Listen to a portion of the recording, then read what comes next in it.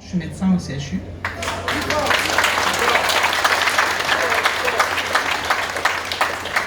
Je suis franchement ravie, mais vraiment ravie de voir ça, car franchement, nous avions un peu l'impression d'être seuls dans notre coin.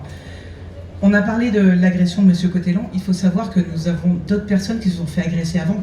Mon collègue, je travaille dans plusieurs services, dont en médecine légale, mon collègue de la médecine légale s'est fait agresser dans son véhicule à l'entrée du CHU sous prétexte qu'il voulait rentrer avec la voiture d'astreinte de la médecine légale en bas du CHU et qu'il ne voulait pas obéir au monsieur qui voulait l'empêcher de parler. Il a été sorti de sa voiture, traîné au sol, portable arraché et il a fini avec des coups au sol. Ça nous est arrivé à plusieurs reprises. On a des internes aussi à qui c'est arrivé. On a des médecins qui, sous prétexte qu'ils sont blancs, on leur dit « vas-y le blanc, rentre chez toi ». C'est comme ça que ça se passe à l'heure actuelle, c'est comme ça que ça se passe en bas, et c'est comme ça que ça se passe depuis bien longtemps. Alors j'ai la chance, entre guillemets, que moi ça ne m'est pas arrivé, mais c'est pas pour autant que c'est hallucinant et qu'on ne vient pas avec une boule au ventre travailler. Quand on laisse notre voiture en bas parce qu'on les garde dehors, on ne sait pas si nos pneus sont crevés ou pas en rentrant. On ne sait pas comment est-ce qu'on va sortir. On ne sait pas comment ça se passe, on entend des échauffourées en bas, on ne sait pas comment ça va se passer. C'est quand même impressionnant. Je suis depuis 20 ans dans ce CHU, c'est la première fois que je viens travailler. Je me lève le matin, je me dis est-ce que j'y vais?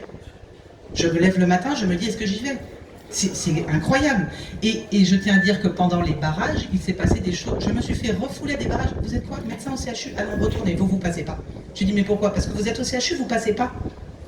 C'est ça qu'on a vécu. C'est ça qu'on a vécu pendant tout ce temps et c'est hallucinant. Donc j'aimerais quand même que les personnes qui ont décidé de ne pas se vacciner, et j'entends la souffrance, j'ai des collègues qui sont suspendus, je trouve ça très difficile aussi, hein.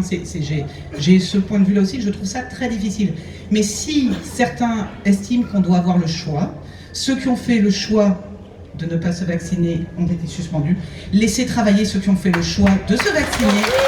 On a le choix et on a le droit de travailler en sérénité. C'est tout ce que je veux. Je vous remercie.